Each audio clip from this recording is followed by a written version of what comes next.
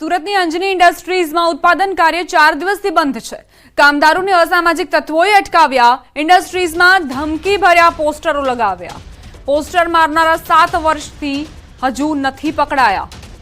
ઉડિયા ભાષામાં પોસ્ટરો લગાવવામાં આવ્યા। પોસ્ટર લગાવતા જ પોસ્ટર લાગતા કર્મચારીઓમાં ભયનો માહોલ છવાયો છે। આ ઘટનાને લઈને અમરોલી વિસ્તારમાં બીજા દિવસે પણ પોલીસ બંદોબસ્ત ગોઠવાયો। અંજની ઇન્ડસ્ટ્રીમાં પોસ્ટર વોર બીજા દિવસે પણ કામકાજ બંધ રખાયું। અહીં ભાવ વધારો આપવા માટે ઉડિયા ભાષામાં બેનરો લાગ્યા હતા। ત્યારબાદ કારીગર કામ પર નથી આવતા, જેને લઈને વેપારીઓની ચિંતા વધી છે। આ ઘટનાને લઈને પોલીસ દ્વારા સમગ્ર વિસ્તારમાં પેટ્રોલિંગ શરૂ કરાયું છે। જો કે આ પ્રકારની ઘટના છેલ્લા 3-4 વર્ષની દિવાળી બાદ બનતી હોય છે, પણ આ વર્ષે તો દિવાળીના 1 મહિના પહેલા જ શરૂ થતા વેપારીઓમાં ચિંતાનો માહોલ જોવા મળી રહ્યો છે। બીજી તરફ પોલીસે આ વિસ્તારમાં ફૂટ પેટ્રોલિંગ વધારી દીધું છે।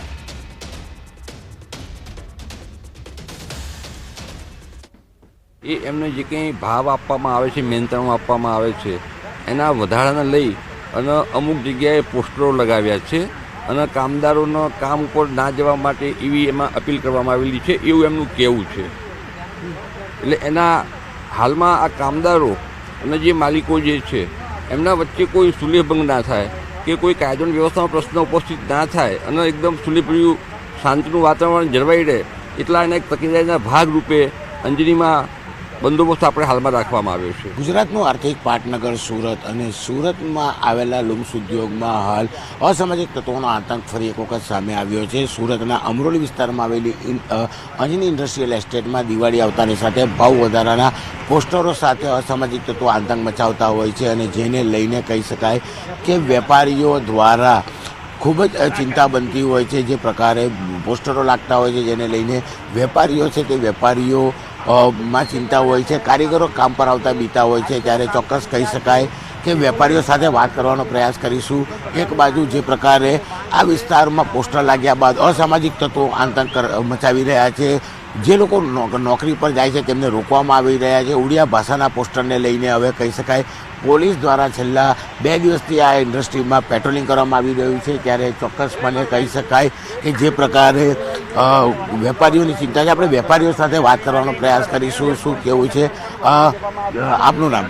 વિજય માંગુકિયા। વિજયભાઈ, દિવાળી બાદ ભાવ વધારાને લઈને ઉડિયા ભાષામાં પોસ્ટરો લાગતા હોય છે, કારીગરોમાં ડરનો માહોલ હોય છે, આ વર્ષે દિવાળી પહેલાં કેમ? હા, કઈ એવી તૈયારીઓ કરી છે કે દિવાળી પહેલાં પોસ્ટરો મારવામાં આવે તો કંઈક અમને કંઈક ફાયદો થાય, એની પાછળ કોઈ ચોક્કસ એવા લોકો કામ કરી રહ્યા છે। ત્યારે અમે ગૃહ વિભાગમાં પણ જાણ કરી છે અને મળવા પણ જવાના છીએ। અસામાજિક તત્વો દ્વારા ભાવ વધારા માટેના બોર્ડ મારવામાં આવે છે અને કારીગરોને એટલી રિક્વાયરમેન્ટ હોતી નથી અને કારીગરોને અમે એટલા ભાવ પણ આપીએ છીએ કે એમાં કોઈ મુશ્કેલ નથી। બધી ઇન્ડસ્ટ્રી પ્રમાણે ભાવ સારા છે અહીંયા। અત્યારે શું માહોલ છે? વેપારીઓમાં ડર છે કે કારીગરોમાં ડર છે? કારીગરોને ડરાવવામાં આવે છે, ડર છે એટલે કારીગરો કામે આવી શકતા નથી।